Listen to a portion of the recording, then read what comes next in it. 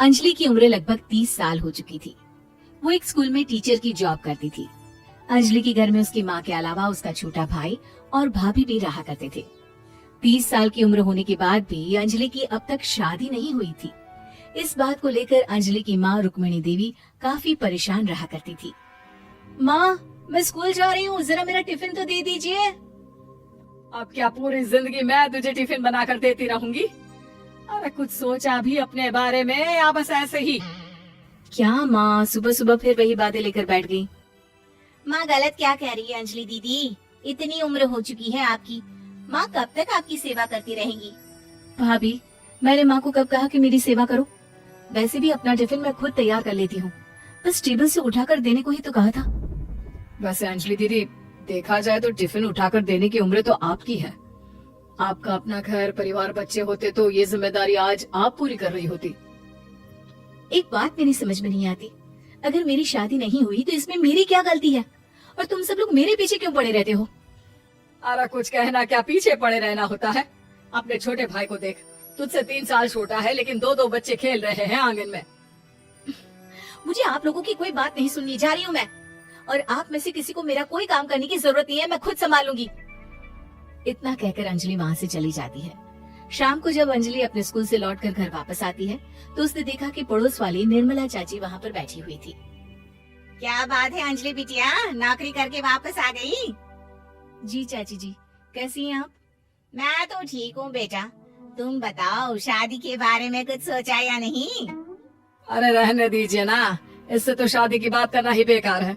कुछ भी कहो तो गुस्सा करती है, बात बात पर आंखें दिखाती है। माँ, आप ऐसा क्यों कह रही हैं? मैंने कब आप पर गुस्सा किया? अरे अंजलि बेटा, तुम्हारी माँ ठीक ही तो कहती है, 30 की होने आई हो, अब तुम्हें भी शादी वादी कर लेनी चाहिए। चाची जी, आप तो ऐसे कह रही हैं जैसे शादी करने से मैंने मना किया हो। रहने दीजिए निर्मला चाची, हमारी अंजलि दीदी को अभी तक उनकी पसंद का दूल्हा नहीं मिला ना, इसीलिए वो शादी नहीं कर रही। भाभी, ऐसी कोई बात नहीं है। अरे तो फिर क्या बात है? तुम्हारी माँ ने तुम्हारे लिए इतने रिश्ते ढूंढे लेकिन तुम्हें कोई पसंद ही नहीं आता। क्या है ना चाची जी, हमारी ननद रानी नौकरी जो करती है, ऐसे ही थोड़ी ना किसी को पसंद कर लेंगी। अरे भाई, नौकरी का घमंड है तो बात अलग है, कोई और बात हो तो बताओ, कोई रास्ता निकाला जाए।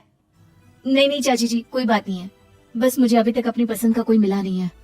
सुन लिया आपने, इस लड़की के तो पर निकल आए हैं और इतनी उम्र में अपनी पसंद का कोई मिलेगा भी नहीं इसे। माँ, आप मेरी शादी को लेकर हमेशा मुझे ताने क्यों मारती रहती हैं? अपनी माँ की बातें तो ताने लगती है। ताने हैं? बताओ, मैंने कुछ गलत कहा क्या? देखो, ये सब छोड़ो, मेरी दूर की बुआ का बेटा है, उसकी अभी शादी नहीं हुई है, उम्र होगी कोई 34-35 साल। आप कहें तो बात आगे बढ़ाऊं? अरे हाँ हाँ, क्यों नहीं, ये भी कोई पूछने की बात है। अरे जल्दी से लड़की को यहाँ बुला लो। माँ, आप मुझसे पूछे बिना मेरी शादी की बात करने जा रही हैं और मेरी उम्र 30 भी पूरी नहीं हुई है। निर्मला चाची कह रही है कि वो लड़का 35 साल का है। अंजलि दीदी, आपको क्या लगता है इस उम्र में कोई फिल्म का हीरो आएगा आपके लिए? देखिए, अब पसंद और नापसंद की बात तो रहने दीजिए, पसंद करने की उम्र तो आपकी निकल चुकी, अब तो जो भी मिले उसी से शादी कर लीजिए, इसी में भलाई है। तेरी भाभी बिल्कुल ठीक कह रही है, अब जैसा रिश्ता मिले उसके लिए हाँ कर देना ताकि हम भी गंगा नहाएं। ठीक है, चलिए मैं उस लड़के को कहती हूँ, वो कल ही अंजलि को देखने आ जाएगा। अगले दिन निर्मला चाची के दूर का रिश्तेदार अंजलि को देखने उसके घर आता है। उसका नाम था अजय। अंजलि जी, तो आप नौकरी करती हैं, वो भी स्कूल में? जी हाँ, मैं स्कूल में टीचर हूँ। हमारी बेटी बहुत होशियार है। अरे पढ़ने लिखने में इतनी होशियार है, इसीलिए तो इसकी नौकरी लगी है स्कूल में। हाँ हाँ ठीक है आंटी जी, जरा मुझे भी तो बात करने दीजिए आपकी बेटी से। जी पूछिए ना, क्या पूछना चाहते हैं? अंजलि मैडम, ये तो बताइए कि आपने अभी तक शादी क्यों नहीं की? बस ऐसे ही, कहीं कोई रिश्ता पसंद नहीं आया इसलिए। लेकिन क्या मैं आपसे पूछ सकती हूँ कि आपने शादी क्यों नहीं की? अंजलि, क्या कर रही हो तुम? लड़कियों को इस तरह की बातें नहीं शोभा देती। रहने दीजिए आंटी जी, आपकी बेटी काफी पढ़ी लिखी है, मैं उनके सवाल का जवाब दे ही देता हूँ।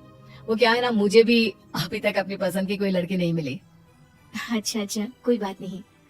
वैसे आपकी तनख्वाह कितनी है, कितना कमा लेती है महीने का? जी यही कोई 25,000 महीने। बस 25,000? इतने से क्या होता है? इतने से तो आजकल घर भी नहीं चलता। आपके कहने का क्या मतलब है?